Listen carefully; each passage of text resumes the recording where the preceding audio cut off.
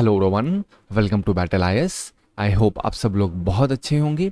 आज की वीडियो में हम 24 जून से लेकर के 2 जुलाई तक का न्यूज़पेपर एनालिसिस करेंगे। जैसा कि आप जानते हैं कि थोड़े दिन पहले तक हम लोग डेली बेसिस पे हिंदू की समरी को एनालाइज करते थे, बट अब हमने थोड़ा सा चेंज किया है।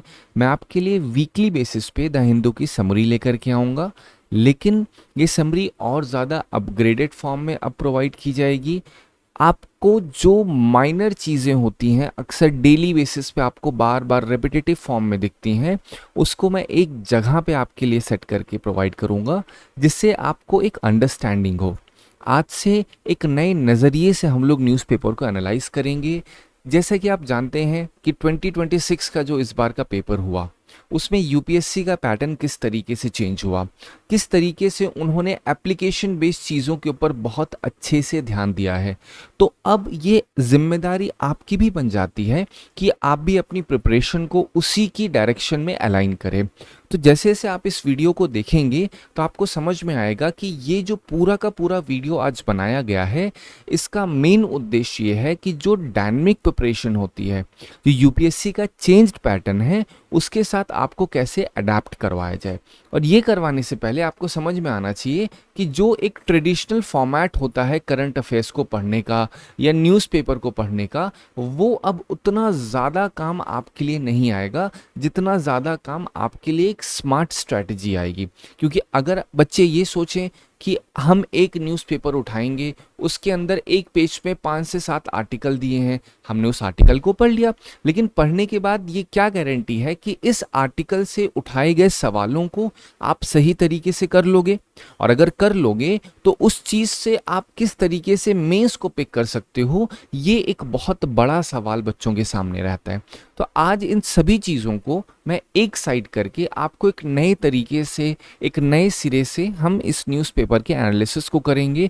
एक नए अप्रोच से आपको चीज़ें समझाऊंगा जिससे आपकी अंडरस्टैंडिंग अच्छे से बन सके। ये स्टार्ट करने से पहले सबसे पहला एक फंडामेंटल आपको बताता हूं मैं न्यूज़पेपर के ऊपर। Alright, NP. आपने अक्सर नोटिस किया होगा जब कभी आप न्यूज़पेपर पढ़ते हैं तो उसके अंदर जनरली क्या होता है, तो आप बोलोगे सर उसके अंदर बेसिकली न्यूज़ होती है। अगर आप और थोड़ा ध्यान से देखोगे तो जो न्यूज़ होती हैं उसकी अलग अलग कैटेगरीज होती हैं। जैसे अगर एक आप न्यूज़ देखोगे तो कुछ न्यूज़ ऐसी होंगी जो कि इवॉल्विंग इन नेचर होती हैं, मतलब आज हुई हैं, कल को उसमें और थोड़ा इवोल्यूशन होगा। इट इज़ मोर और लेस लाइक जैसे आप फायर देखते हो, तो आज लगी, कल आप देखोगे थोड़ा और वो बढ़ गई, कल परसों थोड़ा और बढ़ गई है। तो ये जो न्यूज़ होती हैं, ये न्यूज़ काफ़ी ज़्यादा रेलेवेंट होती हैं। इन न्यूज़ का काफ़ी ज़्यादा एप्लीकेशन होता है, क्योंकि जो इवॉल्विंग न्यूज़ होती हैं उनको आप अलग अलग जहाँ पे यूज़ कर सकते हो।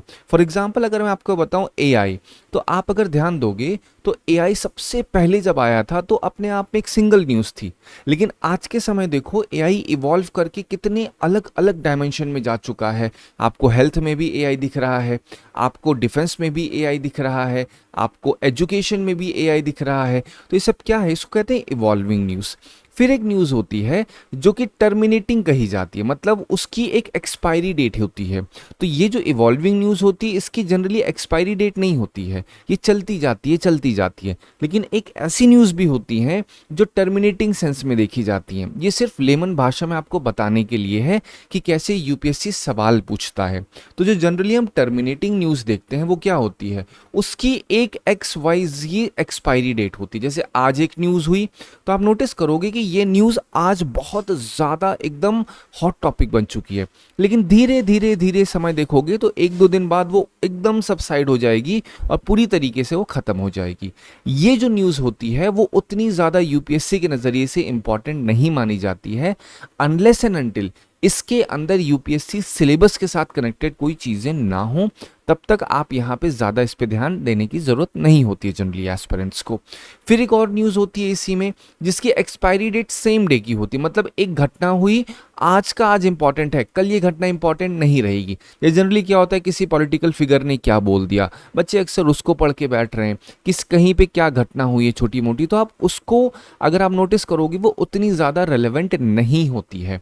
तो जो पूरा का पूरा न्यूज़पेपर आप देखोगे वो कुछ सेक्शंस में डिवाइड होता है। वो सेक्शंस कैसे हम कैटेगराइज करेंगे, वो न्यूज़ के ऊपर, कि वो न्यूज़ इवॉल्विंग है, कि न्यूज़ वो टर्मिनेट हो रही है, वो न्यूज़ और किस तरीके से, उसकी एक्सपायरी डेट क्या है। अब इसके अनुसार हम चीज़ों को अलाइन करेंगे। तो इसमें सबसे पहली चीज़ हमें क्या समझना है, सबसे पहली चीज़ हमें देखना है कि हमें क्या सिलेबस अच्छे से पता है। अगेन मैं आपसे कह रहा हूँ, सिलेबस को रट लो, एकदम बाय हार्ट कर लो आप। मेंस का जीएस पेपर 1 का, 2 का, 3 का, 4 का सिलेबस आपके दिमाग में एकदम अच्छे तरीके से बाय हार्ट होना चाहिए।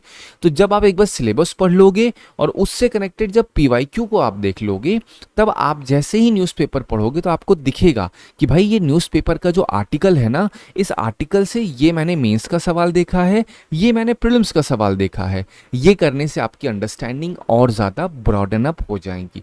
तो ये सबसे बड़ी चीज़ है जो आपको आज से ट्रांसफॉर्म करनी है। कभी भी बच्चों के अंदर अक्सर ये एक हैबिट होती है, सोचते हैं पहले ना हम पूरी एक बुक कंप्लीट कर लेते हैं, उसके बाद हम स्विच करेंगे पीवाईक्यूज के ऊपर, और उसके बाद पहुंचते पहुंचते हम पेपर पे आ जाएंगे। और ये एक ऐसा अप्रोच होता है जो कि ट्रैप के तरीके से काम करता है। बच्चे उसमें इतना फंस जाते हैं कि सिलेबस पे कभी ध्यान दे ही नहीं पाते हैं। तो आज से आपको अपनी प्रिपरेशन में ट्रांसफॉर्मेशन ऐसे लाना है कि पहले सिलेबस को पढ़िए, उसके बाद आप न्यूज़पेपर को देखिए कि न्यूज़पेपर के अंदर जो आर्टिकल्स दिए हैं उस आर्टिकल की कैटेगरी क्या है, उसके अनुसार आपको चीज़ों को अलाइन करना होगा। फिर जब आप न्यूज़पेपर पढ़ेंगे तो उसमें जब आपने एक पीवाईक्यू देखा, तो पीवाईक्यू अब जो आप एनालाइज करिए, ऐसा नहीं है कि पीवाईक्यू की रेलेवेंस खत्म हो चुकी है। अगर आप नोटिस करोगे 2026 का पैटर्न तो बदल चुका है, लेकिन इसका अर्थ ये नहीं है कि 25, 24, 23 का इंपॉर्टेंस खत्म हो चुकी है। हर एक सिंगल ईयर का पेपर अभी भी बहुत ज़्यादा इंपॉर्टेंट है, बशर्ते उसको आपको देखने का, उसको समझने का तरीका बदलना पड़ेगा। जैसे मान लेते हैं 2018 का कोई पेपर आप सॉल्व कर रहे हो, तो आप ये मत सोचिए कि सर वो तो अब इंपॉर्टेंट कैसे होगा। उस पेपर के अंदर अगर आप ध्यान दोगे तो जो ऑप्शंस दिए गए होंगे और जो भी आपके स्टेटमेंट दिए गए होंगे, जैसे क्या होंगे, consider the following statement with regard to XYZ, फिर आपके सामने 4 ऑप्शन दे दिए गए हैं। तो आप अब जब 2018 के एनालाइज करोगे तो उसको आपको क्या करना है, उसको आपको एप्लीकेशन बेस्ड फॉर्मेट में कन्वर्ट कर देना है। जैसे जैसे आप ये करोगे तो आप अपनी इस पूरी की पूरी प्रिपरेशन को अलाइन करोगे 2026 के पैटर्न के साथ। तो अभी जैसे आपको मैं न्यूज़पेपर समझाऊंगा तो आपको बताऊंगा मैं कि न्यूज़पेपर के अंदर न्यूज़ किस तरीके से इवॉल्व करती है। आप इसको एक बेसिक तरीके समझो कि भाई जो न्यूज़पेपर वाले होते हैं उनको क्या करना है, डेली कोई ना कोई पेपर देना है। अब उस पेपर के अंदर उनको क्या डालना है भाई, न्यूज़ डालनी है। 13 से 14, 15, 16 पन्ने का अगर पेपर बनाना है, हर पन्ने में उनको न्यूज़ डालनी है, उसी में उनको कुछ एडवर्टीजमेंट भी डालना है। तो न्यूज़ आएगी कहाँ से, हम कैसे डिसाइड करें कि न्यूज़ इंपॉर्टेंट है, कैसे डिसाइड करें कि अनइम्पॉर्टेंट है, उसका तरीका तो मैंने बता दिया। लेकिन एक और छोटी सी मार्जिन आपको मैं समझाता हूँ। आपने ध्यान दिया होगा कि जब एक एक्स न्यूज़ होती है, मान लेते हैं मंडे को, आप नोटिस करो कि यही एक्स न्यूज़ दोबारा वेडनेसडे को पेपर में आएगी, यही न्यूज़ दोबारा से थर्सडे फ्राइडे को आएगी। जब ऐसा होता दिखे तो समझो कि न्यूज़पेपर वाले ऐसा नहीं कि रोज़ का रोज़ हर दिन एक नया आर्टिकल छाप रहे हैं, वो रिपीट करते हैं, बस उसको रिफर्बिश कर देते हैं, थोड़ा सा मॉडिफाई कर देते हैं, लेकिन उसका जो मेन कंटेंट होता है वो सेम रहता है। तो अब से जो आपको मैं वीकली बेसिस पे समरी प्रोवाइड करूंगा, वहां पे अगर मैंने एक एक्स आर्टिकल लिया है तो मैं आपको बताऊंगा कि उस एक्स आर्टिकल के बारे में कितनी बार हिंदू पेपर में, कितनी बार और न्यूज़पेपर्स में उसका जिक्र हुआ है। तो वो एग्जैक्ट मैं आर्टिकल भी लगाऊंगा आपके लिए, जिससे आपको एक समझ में आ जाए कि पूरे वीक में एक ही आर्टिकल को कितने अलग अलग तरीके से उन्होंने डाल के सिर्फ उसको फिल किया है। उसका कॉन्टेक्स्ट नहीं बदलेगा, context will always remain same. आपको चेंज क्या करना है, आपको एक बार अगर कोई एक्स न्यूज़ मंडे को हो गई है तो उसका शॉर्ट नोट्स आपके पास हो चुका है। अगर वही एक्स न्यूज़ ट्यूसडे को आपको दिख रही है थोड़ा सा चेंज करके, तो आपको सिर्फ ऐड ऑन करना है, दोबारा सिरे से आपको पूरा टाइम वेस्ट नहीं करना है। अब इसको मैं प्रैक्टिकली अप्लाई करके आज आपको सिखाऊंगा, जिससे आपके दिमाग में एक अंडरस्टैंडिंग हो सके। इसीलिए यहाँ पे एक पॉइंट रखा गया है कि हम क्वालिटी पे फोकस करेंगे क्वांटिटी से ज़्यादा। कई बार जो आर्टिकल्स होते हैं वो रिपीट होते हैं, सेवरल डेज तक रिपीट होते हैं छोटी छोटी माइनर अपडेट के साथ। लेकिन आपको ये समझना है कि यूपीएससी के स्तर पे आप कैसे समझ सकते हो चीज़ों को, यूपीएससी में कैसे सवाल पूछे जाएंगे उन टॉपिक से, ये काफ़ी ज़रूरी हो जाता है। कुछ न्यूज़ एज यूजुअल आपको मैंने बताया वो बहुत ही शॉर्ट रिलेवेंस टाइम के लिए होती हैं, 1-2 दिन के लिए होती हैं। कुछ इवॉल्विंग इन नेचर होती हैं और वो काफ़ी मीनिंगफुल बन जाती हैं जब उसके अंदर काफ़ी ज़्यादा डेवलपमेंट हो जाता है। और कुछ टॉपिक ऐसे होते हैं जो कि आपका कंक्लूसिव इन नेचर होते हैं। तो अगर वो एक बार मंडे को हुए, फिर वो वेडनेसडे को हुए, फिर वो आपका थर्सडे को हुए, तब वो एक कंप्लीट कंसोलिडेटेड फॉर्म में बन जाते हैं। उसमें छोटी छोटी छोटी माइनर डेवलपमेंट जब होती है, तो इसलिए अगर हम एक कंसोलिडेटेड एनालिसिस करेंगे वो आपके लिए ज़्यादा यूजफुल हो जाएगा। और जो वीकली फॉर्मेट होगा वो मदद करेगा इंपॉर्टेंट जो न्यूज़ होती हैं उसको कैसे सेपरेट किया जाए। जो जनरली बहुत सारी नॉइसेज आप नोटिस करोगे डेली, अक्सर क्या करोगे आप द हिंदू की समरी देखोगे और उसमें आप घंटों घंटों अपना बिताते हो, पेपर पढ़ते हो 2-2 3-3 घंटे, बस उसकी उतनी ज़्यादा रेलेवेंस नहीं होती है। अगर आप न्यूज़पेपर डेली पढ़ रहे हो और आप अगर उसमें से एटलीस्ट 30 मिनट या 40 मिनट में कर ले रहे हो, that is more than enough for you. ये बस आपको एक एज देगा। जब आपको वीकली बेसिस पे मैं 10 से 15 ऐसी न्यूज़ जो पूरे वीक में चली हैं जिनका काफ़ी ज़्यादा रेलेवेंस रहा है मैं उसको कवर करूंगा, तब आपके लिए एक अच्छी खासी अंडरस्टैंडिंग डेवलप हो जाएगी। ठीक है, चलो अब हम पूरे वीक में जब आपका डिस्कशन होगा तो उस पर डिस्कशन क्या होगा, कौन सा टॉपिक रिपीटेडली आया हुआ है, कितनी बार रिपीट हुआ है, क्यों रिपीट हुआ है, यूपीएससी के नज़रिए से क्या रेलेवेंस है, ये प्रीलिम्स मेंस इंटरव्यू के नज़रिए से क्या इंपॉर्टेंट हो सकता है, स्टैटिक कॉन्सेप्ट कौन कौन से लिंक हो रखते हैं और कौन कौन से एक्सपेक्टेड यूपीएससी डायमेंशंस हैं, क्या क्या पॉसिबल क्वेश्चंस हो सकते हैं, और इसमें मैं 2026 का जो चेंज्ड पैटर्न है मैं उसको भी अच्छे से यहाँ पे इंक्लूड करूँगा। ठीक है, चलिए अब हम फाइनली स्टार्ट करते हैं अपना पहला आर्टिकल। पहला आर्टिकल किस चीज के ऊपर बात कर रहा है, अगर आप नोटिस करोगे ये पासपोर्ट के ऊपर बात कर रहा है। यहाँ पे क्या हुआ है पहले आपको मैं वो समझाऊंगा, उसके बाद पूरा कॉन्टेक्स्ट बताऊंगा। उसको बताने से पहले आप ये समझिए, जैसे आप नोटिस करोगे ये आपकी एक दिन की न्यूज़ है, ये किसी दूसरे दिन की न्यूज़ है, लेकिन आप अगर नोटिस करोगे इसकी सिमिलैरिटीज़ क्या हैं, ये भी सेम कंटेंट के ऊपर न्यूज़ है, ये भी सेम कंटेंट के ऊपर न्यूज़ है। अब अगर आपने इसको 2 बार पढ़ा तो 2 बार आपने इसके लिए कंप्लीट सेपरेट नोट्स बना लिए। सबसे बड़ी प्रॉब्लम यही है, आपको क्या करना है, आपको आइडेंटिफाई करना है एक मेन ड्राइवर वर्ड इसके अंदर कौन सा है, और वो क्या है, वो है पासपोर्ट को किस तरीके से देखा जाता है। क्या वो एक ट्रैवल डॉक्यूमेंट है कि उसको हम एज अ सिटीजनशिप प्रूफ भी देख सकते हैं, ये एक बहुत बड़ा सवाल है। और पूरे के पूरे हफ्ते में आप अगर ध्यान दोगे तो इसी के ऊपर बात हुई है। तो मैंने आपको एक प्रूफ दिखाया कैसे 2 आर्टिकल एक दूसरे के साथ कनेक्टेड हैं, ये भी पासपोर्ट ये भी पासपोर्ट के ऊपर। अब इन दोनों आर्टिकल का कॉन्टेक्स्ट आपको समझा के एक अच्छे तरीके से बताऊंगा यूपीएससी के नजरिए से कैसे पढ़ना है, 2026 के चेंज्ड पैटर्न के नजरिए से कैसे पढ़ना है, वो आपके साथ डिस्कशन होगा। मुद्दे पे डायरेक्टली आते हैं, हुआ क्या है, हुआ ये है कि भाई मिनिस्ट्री ऑफ एक्सटर्नल अफेयर्स ने क्लैरिफाई किया है कि इंडियन पासपोर्ट सिर्फ एक ट्रैवल डॉक्यूमेंट है, वो कोई लीगल प्रूफ नहीं है सिटीजनशिप का।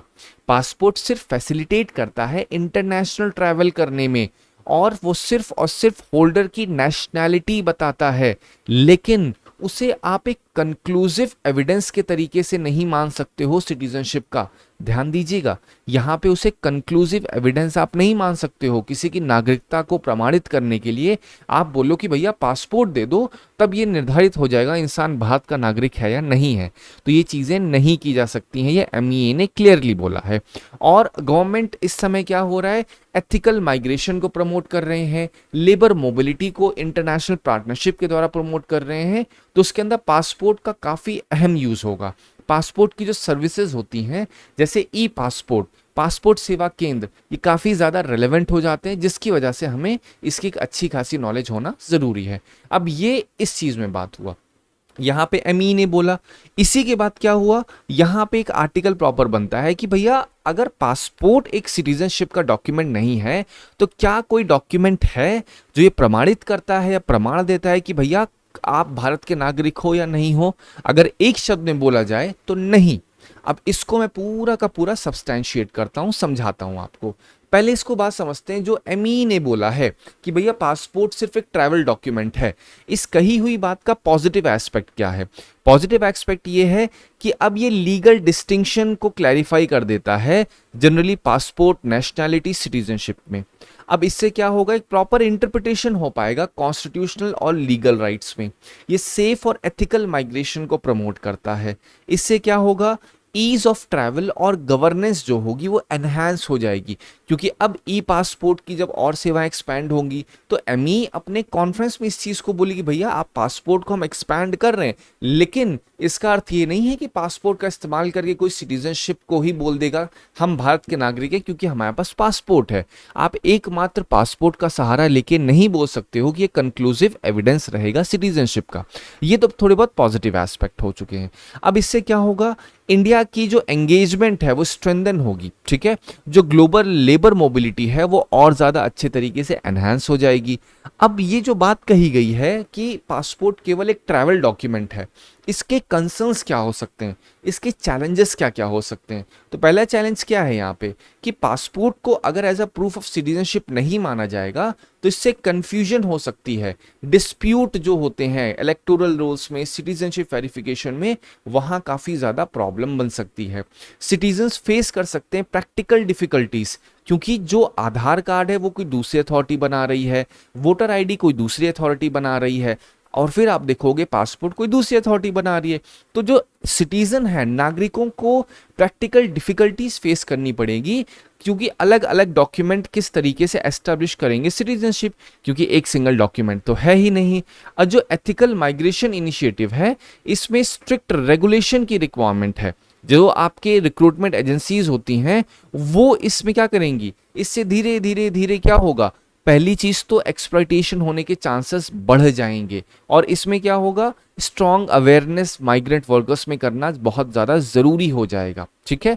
और अगर इतने बड़े लेवल पे ई पासपोर्ट को एक्सपैंड किया जाएगा तो उससे डेटा प्राइवेसी और साइबर सिक्योरिटी को एक्सपैंड जब होंगी तो ये भी काफ़ी ज़्यादा कंसर्निंग बन जाएगी, ठीक है। तो ये पॉजिटिव और नेगेटिव एस्पेक्ट मैंने आपको समझा दिए। अगर आपसे मेंस में कभी पूछते हैं कि यहाँ पे पासपोर्ट एक ट्रैवल डॉक्यूमेंट है, कोई सिटीजनशिप डॉक्यूमेंट नहीं, आप जस्टिफाई करिए अपने आंसर को, तो आप दोनों पॉजिटिव नेगेटिव इसको एज अ ब्लूप्रिंट इस्तेमाल कर सकते हैं अपने आंसर्स में लिखने के लिए, ठीक है। अब देखिए 2020 का सवाल क्या हुआ है। Consider the following statement, Aadhaar card can be used as a proof of citizenship और domicile. This is absolutely wrong because neither Aadhaar card can be used nor you can say that passport can be used as a conclusive proof of citizenship। Line ध्यान रखिएगा। तो मैं आपसे पूछता हूं कि क्या 2027 में ऐसी लाइन नहीं लिख सकते हैं कि भैया passport can be use as a citizenship, या फिर लिख दें passport can be use as a conclusive proof of citizenship? क्या ये नहीं लिख सकते हैं? पहला ये कर सकते हैं। दूसरा, इसको एप्लीकेशन कैसे बनाएंगे? अगर आप ध्यान दोगे तो इस बार 2026 में क्या किया उन्होंने, एप्लीकेशन कैसे बनाया था, उन्होंने क्या लिखा, एक्स वाई के ऊपर बना दिया कि कस्टम्स रूल्स रेगुलेशंस के ऊपर सवाल उन्होंने बनाया था।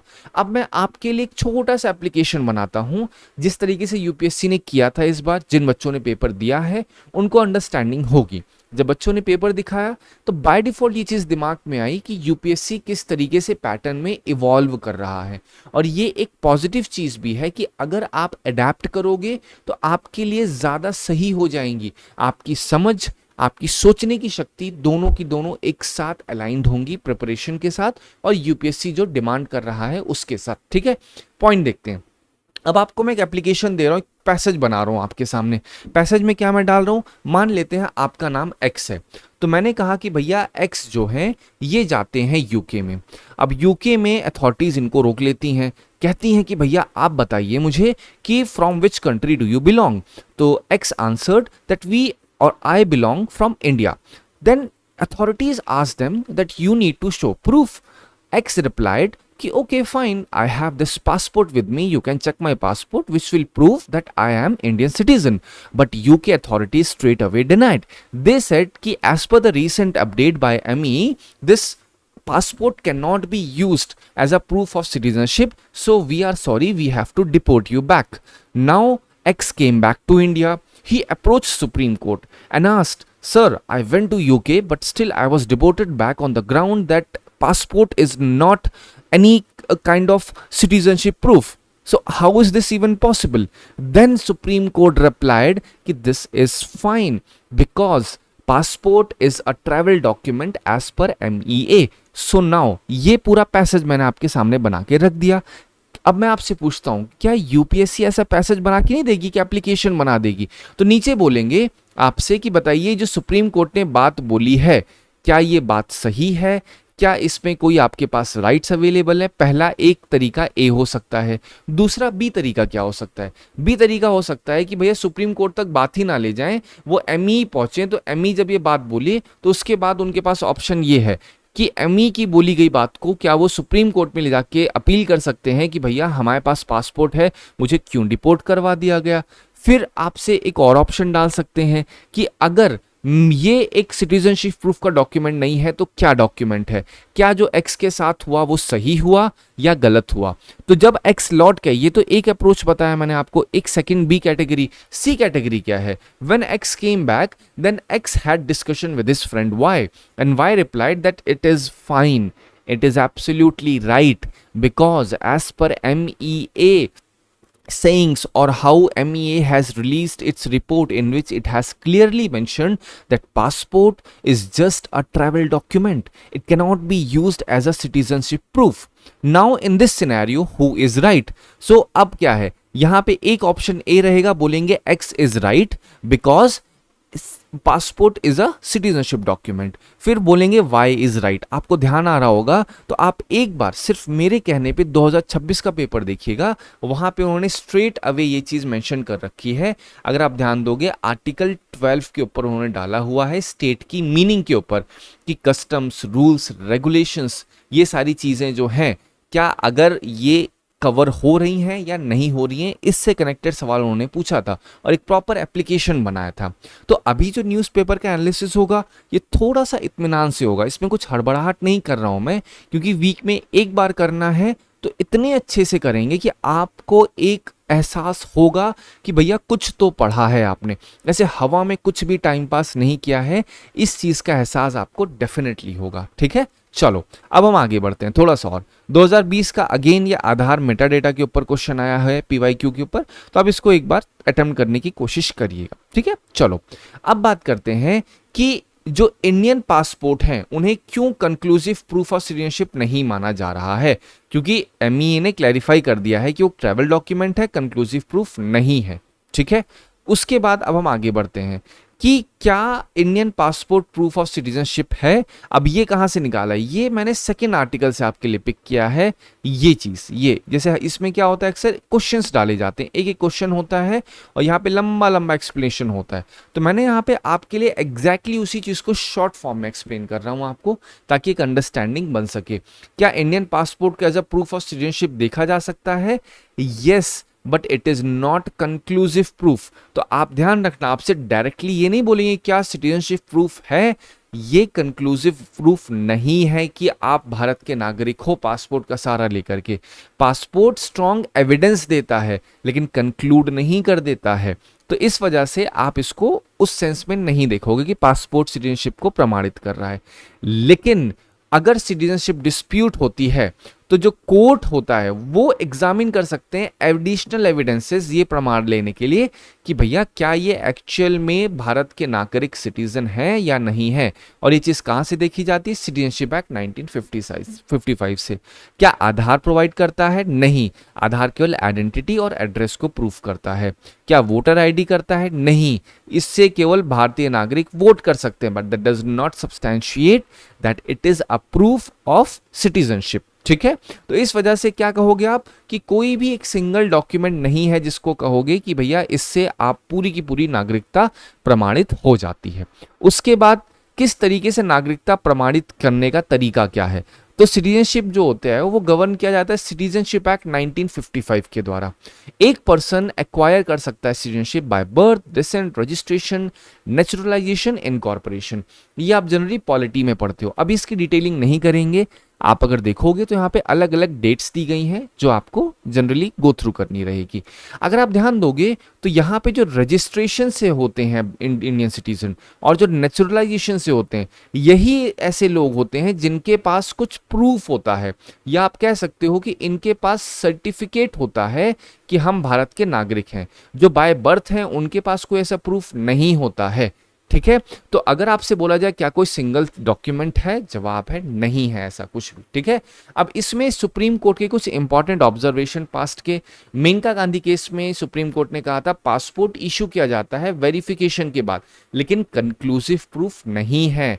लाल बाबू हुसैन केस में इन्होंने कहा कि भैया अगर इंक्लूजन हो रहा है इलेक्टोरल रोल्स में तो इससे एक प्रिजम्पशन हो जाती है कि ये सिटीजनशिप का है, मतलब एक प्रमाण है जो आपका पासपोर्ट है। लेकिन यहां पे कहा गया कि इसको चैलेंज भी किया जा सकता है लीगल प्रोसेस के द्वारा। 2025 में भी सुप्रीम कोर्ट ने जजमेंट जब दिए जा रहे थे एसआईआर के ऊपर, जब हो रहा था, तो वहां पे कहा आधार कार्ड कोई सिटीजनशिप का प्रूफ नहीं है। इलेक्शन कमीशन सिटीजनशिप नहीं डिसाइड करती है, वो केवल एलिजिबिलिटी डिसाइड करती है इलेक्टोरल लॉज की। सिटीजनशिप निर्धारित करना ये इलेक्शन कमीशन का काम नहीं है। अब यहाँ पे एक बात आती है, एनआरसी टर्म क्या होता है? एनआरसी मतलब क्या है? नेशनल रजिस्टर ऑफ सिटीजन, एक ऐसा रजिस्टर जिसमें सिटीजन का एक प्रॉपर इंफॉर्मेशन दी जाती है। तो बेसिकली एक प्रपोज्ड रजिस्टर होता है जेन्युइन इंडियन सिटीजन का। ये इंटेंड किया गया था कि आइडेंटिफाई किया जा सके कौन इलीगल माइग्रेंट्स हैं। ये काफ़ी ज़्यादा पॉलिटिकली कंटेंशियस भी हो गया था। अगर हम प्रीलिम्स के नज़रिए से देखे जाएं तो सिटीजनशिप एक्ट, पासपोर्ट एक्ट, आधार, वोटर आईडी, एनआरसी थोड़े से इंपॉर्टेंट पॉइंट्स होते हैं। मेंस के लिए देखोगे सिटीजनशिप लॉस, डॉक्यूमेंट्री प्रूफ, ये सब क्या है? ये जीएस पेपर 2 के लिए काफी ज्यादा रेलेवेंट हो जाते हैं। अगर आप थोड़ा सा ध्यान दोगे तो यहाँ पे आपके लिए एक टेबल टाइप बना दिया है कि पासपोर्ट क्या प्रूफ ऑफ आइडेंटिटी है? Yes yes yes, these all 4 documents proof are kind of proof of identity, but when you consider these documents in regards with whether they are proof of citizenship, whether they prove you are citizen or not, then in such case when you see about passport, so it is just an evidence but not a conclusive proof that you are actually Indian citizen. When you see about Aadhaar card, no. Voter ID, no. Citizenship certificate, yes. लेकिन citizen certificate आप सोच के देखो, क्या 140 करोड़ लोगों के पास citizenship certificate होगा? नहीं। तो इस वजह से यहाँ पे जो रजिस्ट्रेशन करके या नेचुरलाइज सिटीजन होते हैं उन्हीं के पास सर्टिफिकेट होता है। ठीक है, चलो अब पॉसिबल प्रीलिम्स क्वेश्चन क्या हो सकते हैं? जैसे यहाँ पे एक क्वेश्चन तो अभी मैंने आपको 2020 का भी दिखाया था, अब यहाँ पे 2027 में कैसे पूछे जा सकते हैं वो पॉसिबिलिटी मैंने डिस्कस कर दी है। मेंस के लिए क्या हो सकता है, आप एक बार इसको पढ़िएगा। India does not prescribe a universal citizenship document. Discuss the legal framework governing proof of citizenship in India and examine the challenges associated with documentary verification. ये थोड़ा सा एडवांस एंड पे मैंने सवाल रखा है, लेकिन मैंने आपको अच्छे तरीके से समझाया कि आर्टिकल क्या था, आर्टिकल का रेफरेंस कहाँ से लिया गया है, कौन कौन सी न्यूज़ में उसका एक पॉइंट रखा गया, उसका अर्थ क्या है। आप नोटिस करो 2 आर्टिकल थे अलग अलग दिन, लेकिन उसका मतलब क्या था कि क्या passport as a citizenship document use हो सकता है, यस और नो। इसी के ऊपर पूरा का पूरा डिस्कशन मैंने किया था आपके साथ। ठीक है, चलो अब बात करते हैं हम लोग नेक्स्ट आर्टिकल पे। नेक्स्ट आर्टिकल अगर ध्यान दोगे तो 4 आर्टिकल मैंने लिए हैं यहाँ पे, लेकिन 4 आर्टिकल एक सिंगल चीज के ऊपर बात कर रहा है, which is FCRA। FCRA and again ये बात किसके ऊपर कर रहा है? ये भी बात कर रहा है FCRA के ऊपर। ठीक है, तो अब ये क्या हुआ, और ये जितने भी आर्टिकल हैं ये सारे के सारे आर्टिकल अलग अलग दिन के आर्टिकल हैं। अब सोचो, आपने मंडे को ये एक बार पढ़ा, ये मंडे को पढ़ा, ये ट्यूसडे को पढ़ा, ये वेंसडे को पढ़ा, ये थर्सडे को पढ़ा, हर दिन पढ़ोगे, हर दिन कुछ लेगा, सर ये कैसे पढ़ें, वो कैसे पढ़ें। तो इस वजह से जब वीकली मैं कराऊंगा तो यहाँ पे क्या कर रहा हूँ आपके लिए, इन चारों को कॉन्टेक्स्ट में निकालूंगा आपके लिए और वो आपको समझाऊंगा। अब आप मुझे बताइएगा सेक्शन में कि क्या ये तरीका आपको सही लग रहा है कि पूरे हफ्ते में जो जो आर्टिकल रिपीटेटिव मोड पे आए हैं वो कौन से जीएस पेपर के लिए रेलेवेंट है, कौन से पॉइंट को आप पिक कर सकते हो। ठीक है, भले ही उसको मैं 2 पार्ट में कवर कर दूंगा newspaper, that is not the point. Point is कि मैं आपको एक ऐसी चीज बताऊं जिससे आप एटलीस्ट अलग अलग आर्टिकल का एक कॉन्टेक्स्ट, एक रिलेशनशिप एस्टैब्लिश कर सको, क्योंकि इस बार पैटर्न जो चेंज हो रखा है तो आपको इंटर रिलेशनशिप करना जरूरी है आपके लिए कि आप एक आर्टिकल को दूसरे के साथ जोड़ो, दूसरे को तीसरे के साथ, तीसरे को चौथे के साथ। क्योंकि अब आप ये मत सोचिए कि भैया मैं सब्जेक्ट आइसोलेशन करूंगा कि चलो हिस्ट्री कोई और पढ़ा रहा है, सिविक्स कोई और पढ़ा रहा है, ज्योग्राफी कोई और, साइंस कोई और। इससे अक्सर प्रॉब्लम ये होगी कि आप हर एक सब्जेक्ट के लिए एक अलग अलग अप्रोच बनाओगे, आप हर एक आर्टिकल को अलग अलग पढ़ोगे। यूपीएससी ने इस बार क्या किया है, एक ही क्वेश्चन में हिस्ट्री है, उसी में आपको पॉलिटी दिखेगी, उसी में आपको इकोनॉमिक्स दिखेगी। तो इस वजह से आपको एक इंटीग्रेटेड अप्रोच पता होना बहुत ज्यादा जरूरी है, और उसी लाइन में, उसी डायरेक्शन में आपको मैं ले चलने की कोशिश कर रहा हूं। ठीक है, चलो अब यहां पे समझाता हूं आपको एफसीआरए अमेंडमेंट रूल्स क्या आया हुआ है। एफसीआरए का मतलब क्या है, फॉरेन कंट्रीब्यूशन रेगुलेशन एक्ट। आपको मैं शॉर्ट भाषा में पहले समझा देता हूं ये क्या है। एफसीआरए बेसिकली एक एक्ट है जो 1976 में लाया गया था। इसका ऑब्जेक्टिव क्या था, सबसे मेन ऑब्जेक्टिव था कि जो इंडिया में एनजीओस काम कर रहे हैं उनको जो फॉरेन से डोनेशन मिलता है उसको रेगुलेट करने के लिए इसको लाया गया था। That's all. अब इसी के ऊपर इतनी सारी न्यूज़ है। क्यों न्यूज़ है, क्योंकि एफसीआरए रूल्स में कुछ बदलाव किया गया है। और अगर आपको मैं डायरेक्टली बदलाव बताऊं तो डायरेक्ट बदलाव क्या है, बदलाव ये है कि अब जो एनजीओज रिसीव कर रहे हैं फॉरेन डोनेशन, उन्हें डिस्क्लोज करना होगा कहां से आ रही है, पहली चीज। सेकंड चीज, उन्हें अब उस डोनेशन को यूज करना होगा कुछ स्पेसिफाइड अलग अलग एक्टिविटीज में जो उन्होंने स्पेसिफाई की हैं। वन, उन्होंने कुछ किया होगा, टू, अलग एक्टिविटी। तो जो एक्टिविटी उन्होंने डिसाइड करके लिखी है कि हम इस एक्टिविटी के लिए डोनेशन ले रहे हैं, तो उनको उसी एक्टिविटी का ही काम करना होगा। और इनसे एक्सपेक्ट किया गया है कि आप अपना जो कुछ भी सोशल मीडिया है उसको ओपन रखोगे, उन पोस्ट की विजिबिलिटी रहेगी गवर्नमेंट एजेंसीज के पास, टू मेक श्योर कोई भी चीज नेशनल इंटरेस्ट के अगेंस्ट ना जाए। ये एक छोटा सा पॉइंट था। अब आपको मैं डायरेक्टली आर्टिकल से समझाता हूं। यूनियन गवर्नमेंट ने एफसीआरए रूल्स बदले हैं 2026 में। इंपोज किया है स्ट्रिक्टर कंडीशन एनजीओस के ऊपर जो फॉरेन कंट्रीब्यूशन रिसीव कर रहे हैं। अब उन्हें एनजीओस को स्पेसिफाई करना पड़ेगा कि फॉरेन फंड जो ले रहे हैं उसका पर्पस क्या है, और स्टेट्स कौन कौन से हैं जहां पे इन फंड्स का इस्तेमाल किया जाएगा। जो अमेंडमेंट्स है इसमें एनजीओ को रेस्ट्रिक्ट किया गया है कि आप इस फंड को कुछ अप्रूव्ड एक्टिविटीज के लिए ही इस्तेमाल कर पाओगे जो आपने बताई है, और ये चीज जो गवर्नमेंट की ओवरसाइट है उसको स्ट्रेंथन करती है। सुप्रीम कोर्ट ने इस बात को अपहेल्ड किया है। जो सुप्रीम कोर्ट के पास ये बात पहुंची, लोग लेके पहुंचे। ये दूसरा आर्टिकल मैंने तुरंत ऐड ऑन कर दिया है। यहां पे देखिए क्या लिखा है, Supreme Court has agreed that the right to associate is no carte blanche for foreign fund. यहां पे सुप्रीम कोर्ट के पास जब बात पहुंची, सिविल राइट्स वाले पहुंचे कि भैया देखिए ये लोग हमारी फ्रीडम फंडामेंटल राइट को इंपैक्ट कर रहे हैं। तो सुप्रीम कोर्ट ने कहा कि this is no carte blanche, which means कि ये ऐसा नहीं है कि अनलिमिटेड है। आपकी जो फंडामेंटल राइट्स हैं, फॉरेन फंड जब आ रहा है तब उस सेंस में लिमिट किए जा सकते हैं, क्योंकि फॉरेन इन्वॉल्व है इसमें। तो जो सेंटर ने किया है उसमें कोई गलत नहीं है। सुप्रीम कोर्ट ने इसको अपहेल्ड किया और कहा कि दीज रेस्ट्रिक्शंस जो पड़े हैं ये चीज आपके फंडामेंटल राइट का हिस्सा नहीं है, और इसको रेगुलेट किया जा सकता है नेशनल सिक्योरिटी और पब्लिक ऑर्डर को मद्देनजर रखते हुए। तो इस वजह से नो कार्ड ब्लैंक मतलब क्या होता है, लिमिट्स, कंडीशंस, रेस्ट्रिक्शंस जो कि किसके मतलब क्या इंसान कर सकता है क्या नहीं कर सकता, बेसिकली लिमिट के ऊपर बात हो रही है। ठीक है, उसके बाद अगर आप ध्यान दोगे ये जो बात है एफसीआरए रूल्स लाए गए, इसके पॉजिटिव एस्पेक्ट्स क्या हैं, सुप्रीम कोर्ट ने जो बात बोली उसके क्या एस्पेक्ट्स बन सकते हैं।